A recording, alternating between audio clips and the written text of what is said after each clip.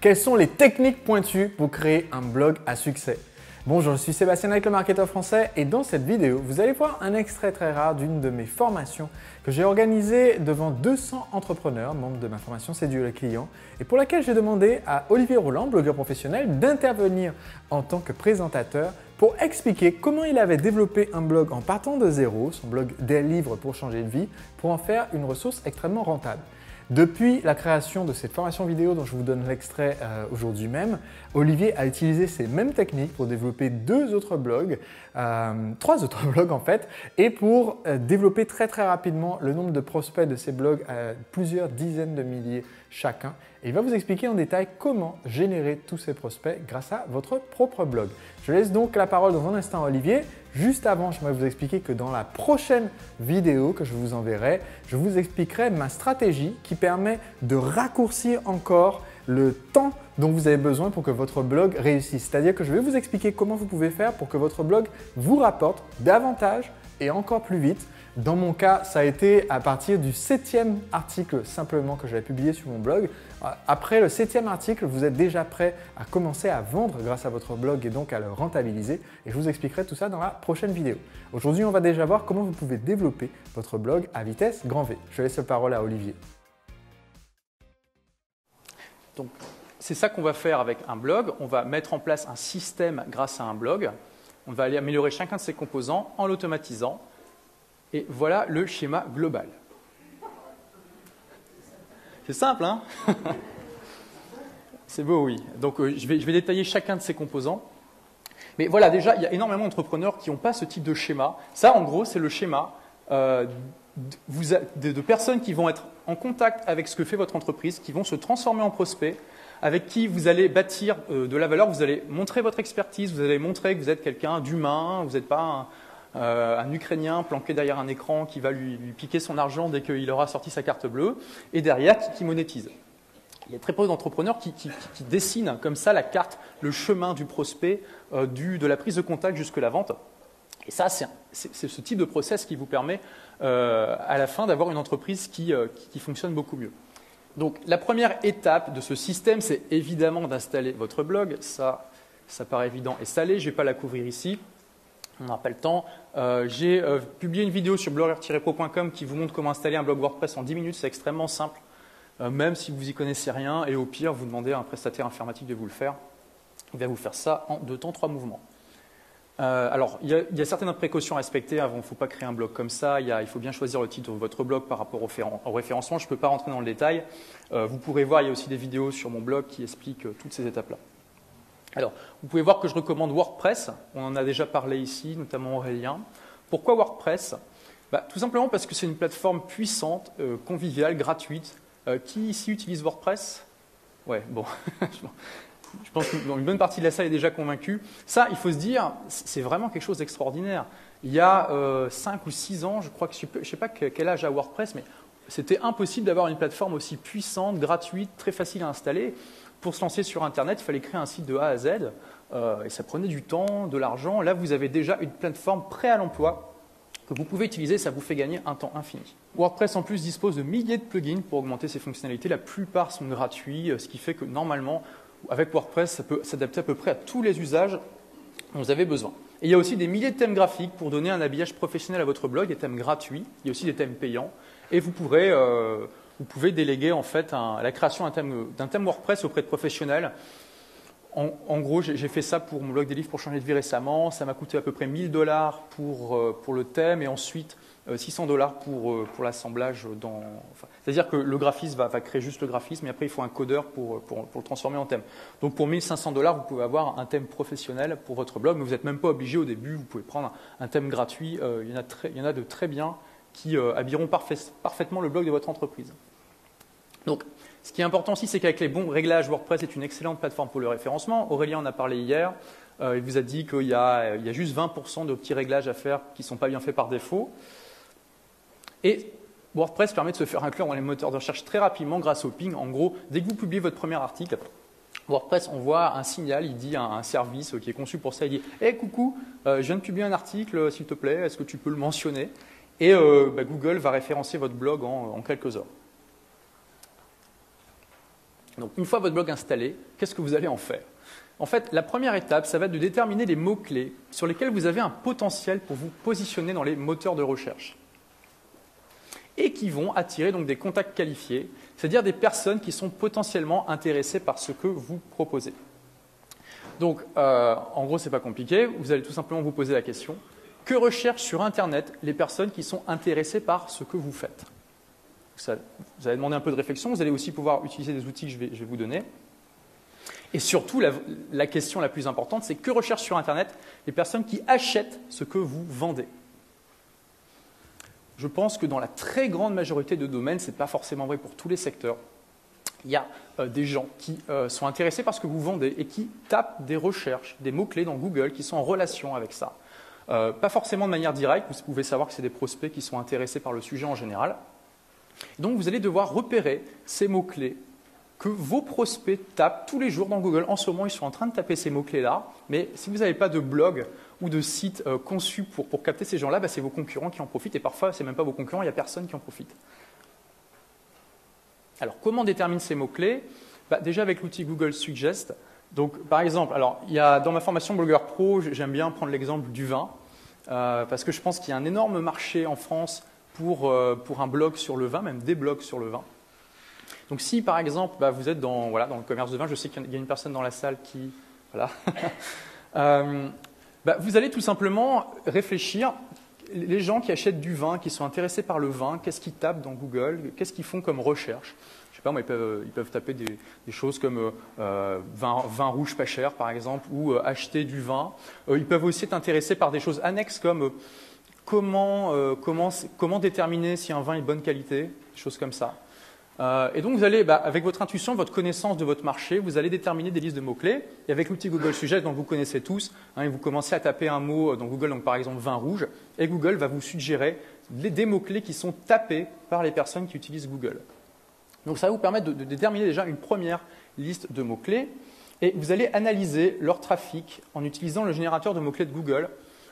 Qui connaît cet outil? Bon, c'est la très grande majorité, donc vous savez comment ça marche. Pour ceux qui ne savent pas, en gros, c'est un outil gratuit. Vous tapez générateur de mots-clés Google dans Google, vous allez tomber dessus et vous allez taper des mots-clés, donc par exemple vin rouge. Il va vous suggérer toute une liste de mots-clés en vous donnant le volume approximatif de recherche qui est fait sur ce mot-clé et tous les mots-clés annexes par mois. Donc c'est un outil extrêmement pratique. À la base, Google l'a fait pour permettre aux annonceurs, à ceux qui achètent de la pub sur le moteur, d'avoir des idées en fait de savoir à peu près leur budget, ce qu'ils peuvent mettre en publicité, mais on peut aussi l'utiliser pour le référencement naturel. En fait, du coup, vous allez avoir une liste de mots-clés que les gens utilisent avec le volume. Donc, vous pourrez savoir, par exemple, je sais pas, vin rouge, il y a 50 000 personnes qui tapent ça dans Google tous les mois. D'autres mots-clés un peu plus spécialisés, il y en aura moins. Vous aurez une estimation et vous aurez même un graphique qui vous donnera les tendances par mois. Ça peut être intéressant pour analyser les tendances, les saisonnalités sur votre marché. Vous allez trouver donc d'autres termes recherchés en relation avec ces mots-clés. Le générateur de mots-clés Google est vraiment utile pour ça. Le but au départ, c'est vraiment de taper large et de sélectionner un ensemble de mots-clés. Mais c'est que la première étape. Ensuite, vous devez analyser la compétition sur ces mots-clés. Donc, qu'est-ce que j'entends par compétition? C'est tout simplement le nombre de pages qui sont référencées sur ce mot-clé. Comment on fait ça? C'est extrêmement simple. Vous allez tout simplement taper le mot-clé, ou l'ensemble de mots-clés entre guillemets dans Google. Donc, par exemple, vous allez taper vin rouge entre guillemets, c'est très important les guillemets, dans Google. Et qu'est-ce que va vous donner Google? Juste en dessous de la petite case où vous avez tapé vos mots-clés, il va vous donner le nombre de résultats de recherche. Et qu'est-ce que c'est? C'est le nombre de pages qui sont indexées par Google et qui contiennent ce mot-clé. Alors pourquoi il faut mettre des guillemets? Parce que c'est simple, si vous tapez vin rouge sans guillemets, Google va vous donner le nombre de pages qui contiennent, donc de toutes les pages qui contiennent à la fois vin rouge dans leur page, mais aussi qui contiennent vin et qui contiennent rouge. C'est vin ou rouge en fait. Si vous tapez entre guillemets, vous demandez à Google, donne-moi les pages qui contiennent exactement ce terme, vin rouge, dans cet ordre. Voilà. Donc, avec ça, vous allez avoir une idée de la compétition qui existe sur ces mots-clés. Et donc j'ai fait différentes recherches. Alors il y a des tas d'autres paramètres qu'il faut voir, hein. L'autorité des sites qui sont en première position dans Google par rapport à ça, mais je ne vais pas avoir le temps de rentrer dans le détail. En gros, une technique qui fonctionne bien en général, c'est tout simplement celle-ci.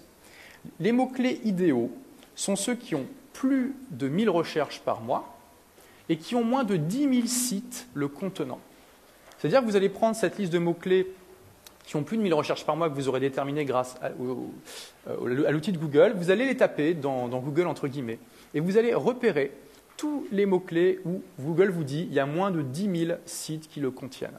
Ça, ces mots-clés, c'est des mines d'or parce que c'est des mots-clés qui vont vous amener du trafic et sur lesquels il est facile de se positionner parce que vous n'avez pas de compétiteurs, tout simplement. Et dans toutes les niches aujourd'hui, il y a des mots-clés de ce type-là. Il suffit de bien chercher. Donc vous pouvez tenter de ranker sur... Alors ranker, ça veut dire se positionner, donc d'avoir le meilleur classement possible dans Google, sur des mots-clés sur lesquels il y a jusqu'à 50 000 sites. Alors ça, c'est les mots-clés idéaux en haut, plus de 1000 recherches par mois, moins de 10 000 sites le contenant, mais vous pouvez essayer, vous pouvez tenter de vous positionner sur des mots-clés sur lesquels il y a plus de 50 000 sites, à condition qu'ils aient plus de 1000 recherches par mois. C'est-à-dire, si par exemple vous avez un mot-clé qui fait 500 recherches par mois, vous pouvez le faire, mais disons que ça ne vaudra pas forcément l'effort parce qu'il faudra faire plus il y a de compétition, plus il faut faire de référencement pour être bien positionné dans le classement. Et vous pouvez aussi utiliser, vous focaliser sur des mots-clés de 500 à 999 recherches, à condition de vous limiter à 20 000 compétiteurs maximum. Donc avec ça, vous allez avoir une liste de mots-clés qui sont en relation avec votre domaine, que vos prospects tapent et sur lesquels vous pourrez relativement rapidement être positionné dans les premiers résultats. Et alors, vous allez me dire c'est super, mais comment on fait ensuite une fois qu'on a fait ça? Donc une fois que vous avez déterminé ces mots-clés potentiels où vous pouvez vous positionner facilement, vous allez tout simplement écrire des articles sur votre blog en fonction de chaque mot-clé avec ce mot-clé dans le titre, ce mot-clé dans l'URL, ce mot-clé dans la description de l'article. Ça, c'est le triangle magique. Si vous voulez vous positionner sur vin rouge pas cher, eh bien, Google va adorer que vous ayez vin rouge pas cher dans le titre de votre article, vin rouge pas cher dans l'adresse de l'article. Et Aurélien vous a montré hier comment on fait pour modifier l'adresse de l'article de manière à ce qu'il n'y ait que les mots-clés qui nous intéressent qui soient dedans. Et dans la description de l'article, donc pour ça, il faut installer un petit plugin All-in-One SEO Pack ou Platinum SEO. Vous pouvez rentrer une description. Et c'est important aussi parce que la description de l'article, c'est ce que votre prospect, votre contact plutôt, va voir dans Google quand il va taper vin rouge pas cher. Si votre site apparaît dans le classement de Google, il y a un petit descriptif en dessous du titre de votre page et c'est la description de l'article. Et Google adore donc quand le mot-clé est dans les trois et en plus ça apparaît en gras dans les résultats de recherche, ce qui fait que ça attire aussi l'œil de la personne qui a fait la recherche et qu'elle est plus susceptible de cliquer. Une astuce intéressante qui est utilisée par très peu de personnes, dans la description de l'article, mettez un appel à l'action. Donc par exemple, pour vin rouge pas cher, vous mettez par exemple cliquez ici pour découvrir une sélection de vins pas chers. Vous mettez cliquez ici ou si vous voulez découvrir ou découvrez une sélection de vins pas chers en cliquant ici. Ce simple fait-là, un petit appel à l'action tout bête, vos compétiteurs en général ne le font pas, ça incite les gens, vous allez avoir davantage de clics pour le même positionnement. Et évidemment, il faudra aussi que ce mot-clé se trouve dans l'article en question, hein, ça c'est important aussi. Donc ça, c'est ce qu'on appelle le référencement dans le site, hein, à l'intérieur du site, mais évidemment, il faut aussi faire du référencement externe pour être bien positionné sur ces mots-clés. Donc, je ne vais pas rentrer dans le détail du référencement, Aurélien nous en a parlé un peu hier, mais en gros, il faut des liens qui pointent vers votre article et une bonne proportion de ces liens doit contenir dans le lien le mot-clé en question sur lequel vous voulez vous positionner. Donc, si vous voulez vous positionner sur vin rouge pas cher, vous devez avoir d'autres articles à côté. Vous pouvez écrire d'autres articles sur des répertoires d'articles gratuits comme article en ligne par exemple, et vous mettez un lien vers cet article en mettant vin rouge pas cher. Et ça va vous aider à vous positionner en fait dans Google par rapport à ça. Donc ça, c'est une méthode toute simple que... Oui. Tu peux avoir plusieurs mots-clés ou il faut vraiment un mot-clé par... Alors sur cette méthode-là, je recommande vraiment se focaliser sur un mot-clé. Parce que plus tu as de mots-clés dans le titre, dans la description, dans l'URL, plus ça dilue aux yeux de Google. Pour lui, il va diviser en fait le poids de ces mots-clés-là par rapport au nombre de mots-clés total. Bon, évidemment, il faut que le titre, ça j'y reviendrai après, vous allez écrire vos articles pour des êtres humains. Donc le titre « Vin rouge pas cher », ça ne marche pas très bien. Il faut que les mots-clés soient contenus dedans, mais le titre, il faut qu'il soit conçu pour des humains. Voilà. Donc ça c'est une première méthode. Il y en a beaucoup d'autres hein, pour obtenir du trafic des moteurs de recherche sur un blog. Mais c'est une méthode extrêmement simple, extrêmement efficace. Ça vous permet d'aller dans des... Voilà, de prendre du trafic qui est absolument ignoré par vos compétiteurs. Et donc là, je pars de la longue traîne. Parce que vous allez aussi écrire des articles sur des sujets dont vous savez que cela intéresse vos prospects, même si vous savez qu'il est difficile de vous positionner dessus dans Google. Par exemple, sur le mot-clé générique vin rouge, à mon avis, ce n'est pas évident d'avoir comme objectif d'être premier, deuxième ou troisième dans le résultat de recherche Google. Mais ça ne doit pas vous empêcher d'écrire des articles sur ces sujets-là dont vous savez que ça intéresse vos prospects, parce que, en fait, grâce à la longue traîne, ça va vous amener tout de même des visites qui sont en relation avec ce sujet-là. Alors, qu'est-ce que c'est que la longue traîne? Qui ici sait ce que c'est la longue traîne? 20%, d'accord, à peu près. OK. Donc, c'est tout simplement donc, tous les mots-clés tapés un très faible nombre de fois chaque mois dans Google. D'accord? C'est des mots-clés auxquels on ne peut pas penser parce que c'est ce que les gens vont taper naturellement, mais il n'y a personne d'autre qui vont y penser à part eux. Donc, je ne sais pas, ça pourrait être comment acheter du vin pas cher à Aldi en Picardie, par exemple. Voilà, je ne sais pas, quelque chose comme ça. Donc, des requêtes très spécifiques qui sont tapées peut-être 10, 15 fois par mois ou par an dans Google. Donc, ça, c'est évidemment des mots-clés que personne n'aurait pu deviner, mais qui sont tapés par vos prospects et qui sont, comme ils contiennent les mots-clés comme vin rouge par exemple, c'est des gens qui s'intéressent à ce que vous allez vendre. Donc en général, la longue traîne représente 70% du trafic provenant des moteurs de recherche. C'est le cas pour mon blog, hein, je vais vous montrer les statistiques juste après. Ça, c'est un schéma donc, de seomoz.org qui est un site spécialiste sur le référencement naturel. Et donc on peut voir que sur leur site, hein, les 100 premiers mots-clés leur amènent, on va dire, les 5% de leur trafic. Ensuite, on a les 500 premiers mots-clés, les 1000 premiers mots-clés, les 10 000 premiers mots-clés. Et on voit que ici, donc, la longue traîne, c'est tous les mots-clés qui sont tapés moins de 10 fois par mois. Et ça représente 70% de leur trafic. Donc, je vais vous donner un exemple concret avec donc, mon blog des livres pour changer de vie. Voilà, ça c'est le trafic qui est venu de Google depuis la création du site donc en octobre 2008 jusqu'à le 31 mars. Donc, vous pouvez voir que Google a amené 198 564 visites via 56 655 mots-clés différents. Et regardez la répartition. On a ici deux chiffres, 71,3% et 15,15%. Que représentent ces 15,15%? Les 10 premiers mots-clés qui amènent le plus de visites. Ça veut dire que les 71,3% de trafic qui sont venus via Google viennent de 56 645 mots-clés différents.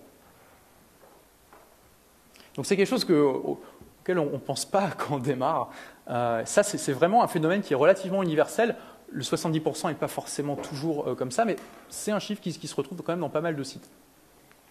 Donc, voilà, vous me dire c'est super, 70% de trafic. Comment j'utilise la longue traîne? Alors, c'est un peu le problème, c'est que ce n'est pas évident à utiliser, mais en gros, puisqu'on ne peut pas prévoir les mots-clés que vont taper les prospects. Mais en fait, c'est assez simple. Vous allez tout simplement écrire des articles, donc en relation évidemment avec votre domaine, et avoir des liens qui pointent vers votre blog, et faire en gros naturellement ce que vous allez faire pour un blog.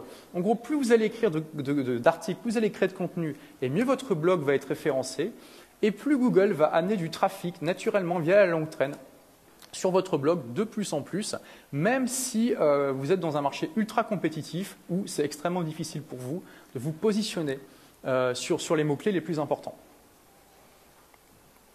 Donc, je l'ai dit tout à l'heure, je le répète, le but, c'est que vous écrivez des articles pour des êtres humains. Hein. C'est important de l'optimiser pour les moteurs de recherche, mais si vous êtes premier sur des termes qui vous ramènent des millions de personnes, mais que derrière, c'est un article écrit par un robot, ça va pas du tout convertir. Les gens vont arriver, ils vont dire c'est quoi ça, et ils vont partir. Donc, ce n'est pas ce qu'on veut.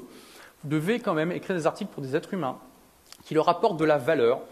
Donc ça, vous devez savoir en fait ce que recherche quand ces gens cherchent des termes dans Google, ils s'attendent à avoir quelque chose. Alors ça peut être tout simplement vin pas cher, ça peut être de trouver du vin pas cher, mais ça peut aussi être des conseils, du contenu. Donc vous devez leur apporter quelque chose et dans l'idéal, ils doivent arriver sur votre blog, ils doivent se dire waouh, c'est génial, c'est exactement ce que je cherchais, c'est vraiment super. En plus, ce blog a l'air vraiment, vraiment sympa. Et ce qui est très important aussi, c'est qu'il faut écrire des articles sans date d'expiration. Ça, c'est quelque chose sur lequel j'insiste. Il y a beaucoup de blogueurs en fait qui ne comprennent pas vraiment ça. C'est-à-dire qu'en gros, il ne faut pas faire d'actualité. Alors, vous pouvez en faire si vous avez envie, mais il ne faut pas que ça soit l'essentiel du contenu de votre blog. Pourquoi ? Parce que tout simplement, si vous écrivez des actualités, au bout de 3 mois, c'est obsolète, ça n'a plus aucun intérêt. Et du coup, vous devez sans cesse retravailler pour alimenter votre blog. Alors que si vous écrivez des articles sans date d'expiration qui ont toujours de la valeur dans 1 an, dans 2 ans, dans 5 ans, dans 10 ans, par exemple un article sur comment les 5 critères pour bien choisir son vin rouge, c'est quelque chose qui peut durer longtemps. Et une fois que vous l'avez écrit. Vous le référencez, ensuite après si c'est un bon article en plus, d'autres personnes vont en parler, vont le lire, etc. Et pendant des mois, pendant des années, il va vous apporter du trafic, il va apporter de la valeur à vos lecteurs et ça va les inciter à se transformer en prospects et peut-être en clients ensuite avec le processus que je vais vous donner. Donc ça c'est vraiment quelque chose de très important, c'est une des clés principales si vous voulez automatiser votre blog après. C'est que vous aurez déjà plein d'articles d'excellente qualité, vous ne serez pas obligé d'écrire un article tous les jours ou toutes les semaines pour continuer à alimenter parce que voilà, il y aura plein de gens qui arriveront tout le temps sur votre blog et qui auront de la valeur même avec des articles qui datent de 5 ans. Donc cette méthode va vous amener à terme, donc à partir de 3 mois, un trafic ciblé de contacts qualifiés qui s'intéressent à ce que vous proposez. Alors le référencement, il ne faut pas être pressé, hein, ça prend du temps. Google est toujours un petit peu méfiant, il se dit bon c'est qui ce nouveau site, on ne le connaît pas. Donc au début il va commencer à vous amener du trafic tout doucement. À partir de 3 mois, avec ces techniques-là, vous allez commencer à être positionné sur les mots-clés sur lesquels il n'y a pas de concurrence, ça va commencer à vous amener du trafic. Mais voilà, au fur et à mesure, vous allez gagner et gagner en trafic. Vous avez pu voir le graphique tout à l'heure des livres pour changer de vie, c'est une courbe qui est ascendante et régulière. Et donc, vos articles seront le premier contact leur premier contact avec vous, avec les contacts qualifiés. Donc, ils doivent être de qualité, apporter de la valeur. Donc, voilà le schéma global. Donc là, j'ai parlé que du référencement, mais il y a des tas d'autres sources de trafic. Ici, je vous fais vraiment un résumé. Encore une fois, vous pourrez tout trouver, le détail, dans mon livre, donc sur blogueur-pro.com.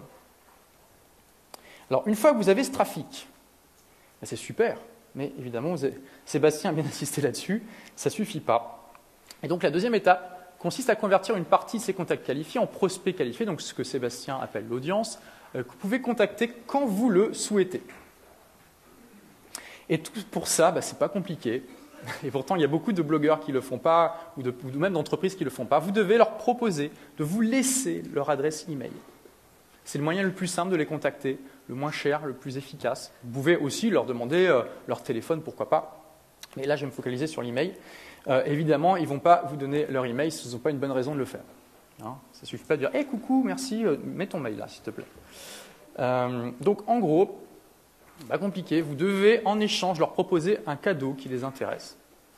Donc, typiquement, ce cadeau, ça va être un livret, un PDF, un podcast, de la vidéo. Il vaut mieux créer du contenu qu'offrir un cadeau physique, parce qu'évidemment, un cadeau physique, ça a un coût, et vous allez avoir du coup un coût d'acquisition prospect. Et là, le but, c'est d'avoir un coût d'acquisition prospect qui est nul, ou presque nul. Donc, le contenu, c'est vraiment quelque chose d'intéressant. Je pense que dans la quasi-totalité des secteurs, vous pouvez trouver quelque chose qui intéresse vos prospects, que vous pouvez donner sous forme de contenu. Par exemple, pour le vin rouge, voilà, il y a énormément de possibilités. Voilà, un livre, un livret, les 7 erreurs à ne pas commettre quand vous choisissez votre vin, une vidéo sur 3 vins pas chers mais excellents pour ravir vos invités en soirée, des choses comme ça. Et donc voilà, ils vont donner leur email pour avoir le cadeau, et ils vont recevoir un email de bienvenue avec le lien vers ce bonus, et vous devez bien leur préciser que vous allez leur envoyer de temps en temps des articles, podcasts, vidéos qui les intéressent. Donc en gros, c'est bonjour prénom, bonjour Gérard, merci de vous être abonné. Donc voilà le lien pour avoir accès à votre cadeau. Et en plus, de temps en temps, on vous enverra aussi d'autres cadeaux, des vidéos, des articles sur ce sujet qui vous intéresse. Il faut les prévenir parce qu'ils n'ont pas forcément conscience quand ils laissent leur mail que c'est pour les contacter après. Hein, ça paraît bizarre, mais il faut bien les prévenir. Alors, comment créer le bonus? Tout simplement, au début, vous allez créer un bonus dont vous pensez qu'il va intéresser vos lecteurs. Quand je dis au début, c'est quand votre blog n'a pas de trafic, quand vous avez personne qui le visite. Il faut quand même avoir ce mécanisme mis en place pour que dès que le trafic commence à amener des personnes sur votre blog, vous puissiez tout de suite les convertir en prospects. Alors, quand je dis tout de suite, c'est pas tous, vous n'allez évidemment pas tous les convertir. En général, avec un taux de conversion de 10%, c'est pas mal. On peut monter à 20, voire plus, si on fait vraiment bien son boulot et qu'on a du trafic très très ciblé. Vous allez créer un bonus en fonction de votre expérience, votre intuition, hein, de qu'est-ce qui intéresse mes prospects, qu'est-ce qui intéresse mes clients, qu'est-ce que je peux leur donner. Et dès que vous avez un nombre de prospects significatif dans votre liste, à partir de 300, ça peut dépendre des secteurs, mais 300 c'est pas mal, vous faites un sondage pour déterminer le meilleur bonus qui les intéresse, tout simplement. Et voilà, puis après vous créez un autre bonus et vous pouvez ensuite faire des tests pour savoir lequel convertit le mieux. Voilà. Alors, quelque chose de très important, on en a parlé hier pendant la séance de questions-réponses. La méthode la plus efficace pour capturer des adresses email dans tous les tests que j'ai vus, c'est le pop-up. Ce n'est pas un petit formulaire planqué dans la sidebar ou dans le formulaire de contact, c'est le pop-up. On arrive sur le site et on a un gros pop-up qui prend la moitié de l'écran, qui dit bonjour, voilà mon super bonus, laissez-moi votre adresse email et je vous l'envoie. Alors, rassurez-vous, je ne parle pas du vieux pop-up des années 90 qui ouvrait une nouvelle fenêtre dans votre navigateur et qui est aujourd'hui de toute façon bloqué par quasiment tous les navigateurs, mais d'un pop-up qui s'affiche dans la page visitée avec un bel effet graphique donc qui assombrit le reste de la page. Vous avez dû voir ça, hein, c'est devenu très courant aujourd'hui, en tout cas pour les blogueurs qui l'utilisent. Et donc, l'outil que je recommande pour capturer les adresses email, c'est Aweber. Donc, c'est l'autorépondeur qui est utilisé par beaucoup de marketeurs, entrepreneurs sur le web. Je sais qu'il y a des autorépondeurs français qui sont en train de se développer. En tout cas, c'est l'outil que j'utilise, que je recommande. Il n'est pas parfait, notamment il n'est pas adapté. Il est en anglais, il n'est pas adapté au français, mais il fonctionne très bien. Donc voilà hein, le schéma, en fait, tout simplement, de ça. Donc une fois que vous commencez à avoir une liste de prospects. En fait, là, vous avez du trafic qui arrive sur votre blog automatiquement via les moteurs de recherche. Vous convertissez une partie de ce trafic en prospects automatiquement grâce au pop-up, au cadeau. Et une fois que vos prospects sont dans votre liste, on ne va pas commencer à leur vendre tout de suite. Sébastien a insisté là-dessus. Il faut d'abord que vous allez développer votre autorité, votre relation auprès de vos prospects. Donc ça, c'est ce que j'appelle le triangle de la réussite d'un blog. Hein, c'est trafic, autorité, relation. Et tout simplement parce que vos prospects seront bien plus susceptibles d'acheter vos produits ou services s'ils vous perçoivent comme un expert et s'ils ont confiance en vous. Ce qui est tout à fait logique. Hein, je pense que qui n'est pas d'accord avec ça? Et c'est ça qui est formidable, c'est qu'avec la magie des autorépondeurs des blogs, il est possible de développer cela automatiquement. D'accord? Donc, alors, c'est quasi automatique parce qu'il y a quand même des personnes qui vont vous envoyer des mails pour vous poser des questions, etc. Mais en gros, vous allez pouvoir leur montrer que vous savez de quoi vous parlez, que vous êtes un expert dans votre domaine, et vous montrer que vous êtes un véritable humain, que vous avez déjà des références, que voilà, vous n'allez pas partir avec leur argent dès qu'ils vous l'auront confié, mais de manière automatique, sans que vous interveniez physiquement, en tout cas avec une intervention minimale. Donc la première étape pour développer votre autorité et votre relation, c'est votre blog, j'en ai déjà parlé. Ils vont lire des articles de qualité. Alors je dis articles, ça peut être podcast, vidéo, hein, qui leur apportent de la valeur.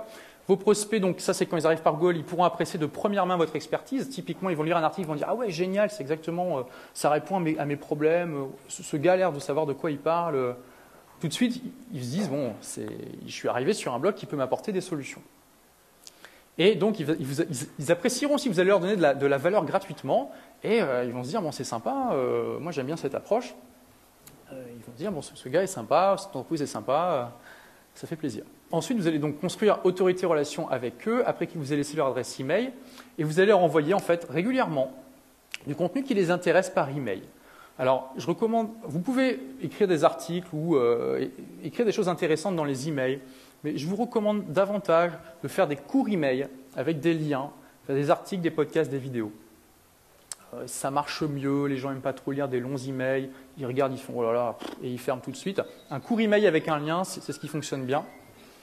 Alors évidemment, tout ce que je vous dis, c'est à tester. Il faut systématiquement tester parce qu'il y a sans doute des domaines où ça sera différent. Donc voilà le schéma. Donc autorité relation, c'est un sujet assez vaste.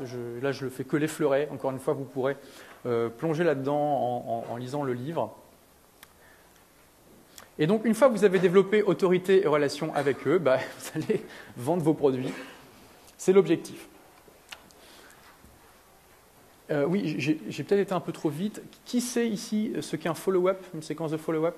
D'accord, pas beaucoup de personnes. Donc, en fait, c'est tout simplement quand les personnes s'inscrivent dans votre liste, ils deviennent des prospects parce qu'ils vous ont laissé leurs coordonnées. Vous pouvez les contacter quand vous voulez. Et vous allez pouvoir, en fait, dans Aweber ou dans n'importe quel autorépondeur, définir une séquence d'emails qui reçoivent automatiquement à partir de leur inscription. Donc, ils vont recevoir leur email de bienvenue et vous pouvez dire, voilà, 3 jours plus tard, envoie cet email, 4 jours après le deuxième email, envoie cet email, 1 semaine après, envoie cet email, et c'est complètement automatique et c'est personnalisé pour chaque prospect. Dans le suivi classique, en dehors d'une séquence de vente, tu les envoies sur quelle fréquence?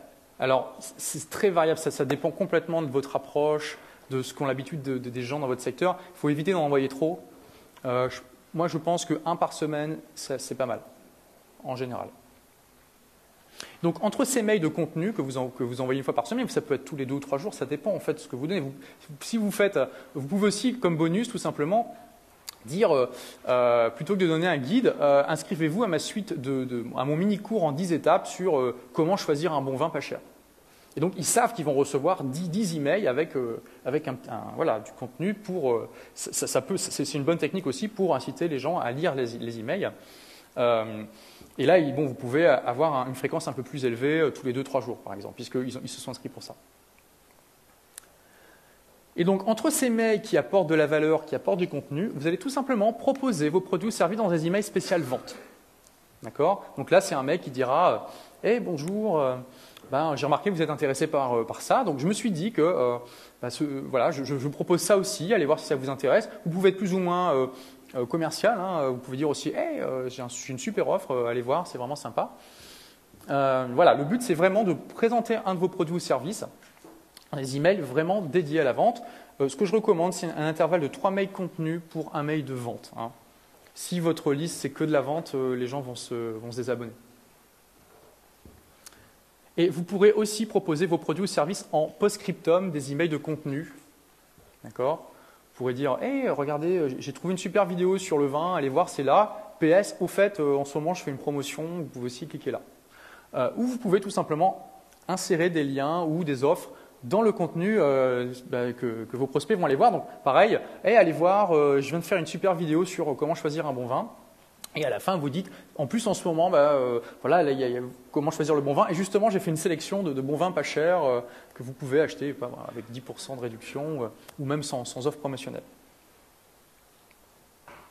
Donc ces emails de vente, ils mèneront dans l'idéal à une page ou une vidéo de vente. Au pire, à une page de description du produit si vous avez un site e-commerce. Mais en général, ça convertit beaucoup mieux avec page et vidéo de vente. Et donc, ce schéma, ce système va convertir automatiquement une partie de vos prospects en clients à intervalles réguliers. Donc, vous pouvez faire une séquence de follow-up infinie ou très longue, c'est-à-dire vous pouvez prévoir 70, 80 emails qui sont envoyés 1 fois par semaine et votre prospect, il y en a pour 1 an et demi avant d'avoir tout terminé. C'est une possibilité, il y a énormément de possibilités. Vous pouvez faire une séquence courte et à ce moment-là, par exemple, une dizaine d'emails. Et à la fin de la séquence, vous créez un segment pour ceux qui n'ont rien acheté. C'est facile à faire dans Aweber. Et vous pouvez leur envoyer un sondage pour savoir pourquoi ils n'ont rien acheté. Ça, c'est une étape que je recommande. C'est très intéressant de savoir. Il y a des gens qui sont intéressés par ce que vous faites. Sinon, ils ne se seraient pas inscrits à cette liste. Mais ils n'ont rien acheté. Pourquoi? Donc, vous pouvez les inciter. Alors, parce que les gens, on n'aime pas remplir des sondages. C'est casse-pied. Vous pouvez leur donner un bonus. Encore une fois, du contenu. Par exemple, une vidéo, un PDF, etc. Après qu'ils aient rempli ce sondage, un logiciel de sondage que j'utilise et que je recommande, c'est SurveyMonkey, qui n'est pas très cher. Et vous pouvez le paramétrer de manière à ce que quand les personnes ont fini de remplir le sondage, elles soient automatiquement redirigées vers une page à vous. Et donc, ça sera votre bonus. Ensuite, oui.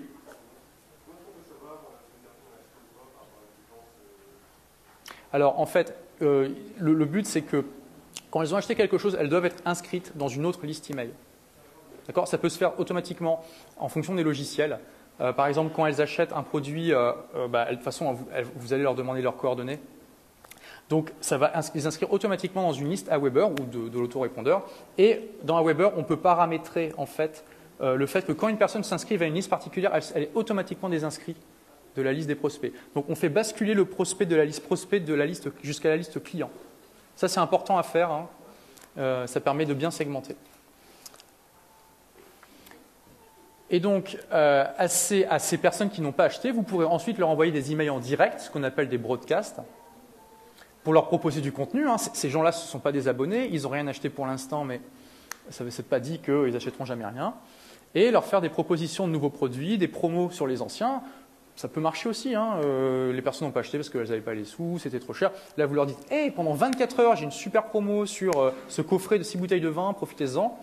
Normalement, ça déclenche des ventes. Et vous pouvez aussi promouvoir les produits d'autres entreprises en tant qu'affilié. Ça peut être quelque chose d'intéressant. Parfois, voilà, bon, les gens sont dans vos listes, ils trouvent ça intéressant, mais bon, il y a quelque chose qui les bloque. Et peut-être qu'une entreprise concurrente, entre guillemets, partenaire, elle aura une approche qui va lui plaire. Et dans ce cas-là, plutôt que de perdre le prospect, vous l'envoyez vers cette entreprise. Pour eux, ça fait un client. Pour vous, ça vous fait une commission. Et la personne, elle est ravie parce qu'elle a acheté un produit de qualité, dans l'idéal. Et vous pouvez faire donc aussi un lancement orchestré de nouveaux produits. Hein, Sébastien en a parlé. Le lancement orchestré, c'est vraiment une méthode de vente extrêmement efficace. Et donc, ça peut aussi convertir des prospects qui n'étaient pas devenus clients grâce à ça. Hein, donc, voici un résumé, le schéma de monétisation. Et donc, avec ça, vous avez une machine qui amène automatiquement des gens en contact avec ce que vous faites, qui les transforme en prospects, qui les transforme en clients, automatiquement une fois que c'est mis en place. Mais une fois que c'est mis en place, ce n'est pas encore terminé. Vous pouvez le laisser comme ça, hein, mais ça ne serait pas optimal. Pour qu'il le soit, vous devez analyser les paramètres importants à chaque étape. Hein, le grand schéma, il y a des étapes qui convertissent à chaque fois une partie des personnes et qui les amènent plus loin dans le tunnel de vente. Et c'est ça qui est formidable, c'est un véritable système. Vous allez pouvoir analyser chacune de ces étapes et les améliorer. Alors, une liste de quelques points importants à analyser. Votre positionnement dans Google pour vos mots-clés principaux, évidemment, puisque c'est le point d'entrée des personnes qui vont découvrir votre entreprise. Mais il y a d'autres sources de trafic. Hein. Là, je me suis focalisé sur le référencement. Les taux de conversion des contacts en prospects, donc le nombre de personnes qui arrivent sur votre blog et qui inscrivent leur adresse email via votre formulaire d'inscription. Donc, le taux de transformation des prospects en clients, ça c'est évident. Pour chacun des emails de votre séquence, pour chacun des produits que vous proposez.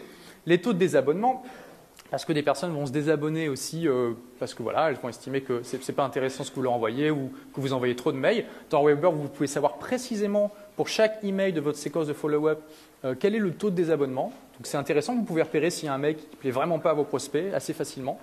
Et donc grâce à toutes ces analyses, vous allez analyser tout ça, vous allez faire des tests pour améliorer et au fur et à mesure, vous allez pouvoir améliorer tous ces paramètres un par un. Donc, ce que je recommande pour faire des tests pour améliorer les taux, c'est tout simplement de faire des speed tests, des tests de comparaison. Hein. Donc, je pense que la plupart d'entre vous connaissent. Qui connaît ce que c'est un speed test, test de comparaison? Ah oui, un peu moins de la moitié quand même. Donc, en gros, c'est vous allez, par exemple, vous envoyez vos prospects vers une page de vente. Vous allez proposer 2 pages de vente différentes avec quelques paramètres qui changent. Vous allez repérer celle qui convertit le mieux. Il y a des outils gratuits très efficaces qui permettent de faire ça, comme Google Website Optimizer.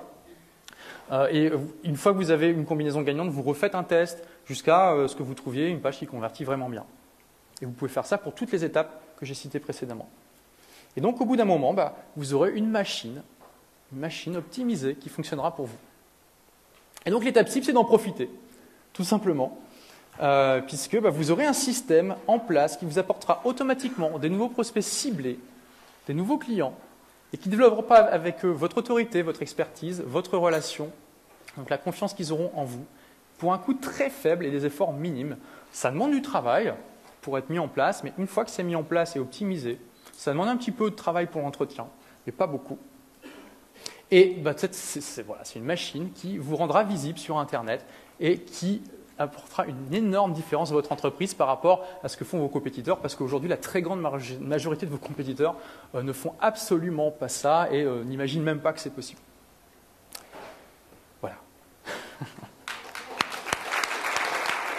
Voilà, dans cette vidéo, vous avez vu les secrets d'Olivier Roland pour développer très rapidement un blog à succès. Dans la prochaine vidéo, Olivier partagera encore davantage de ses stratégies et je vous enverrai, moi, une vidéo supplémentaire pour vous expliquer comment vous pouvez raccourcir le temps et faire en sorte que votre blog rapporte davantage encore plus vite. Tout ce que vous avez à faire d'ici là, c'est de me dire dans les commentaires ce que vous avez pensé de la vidéo. Est-ce que vous avez des questions sur la façon dont vous pouvez vous appliquer ces conseils? Est-ce que vous avez des questions? Dans ce cas-là, je vous répondrai avec mon équipe dans les commentaires. Et on se retrouve très vite pour la prochaine vidéo de cette série qui a pour objectif de vous aider à vivre la vie de vos rêves grâce à un blog.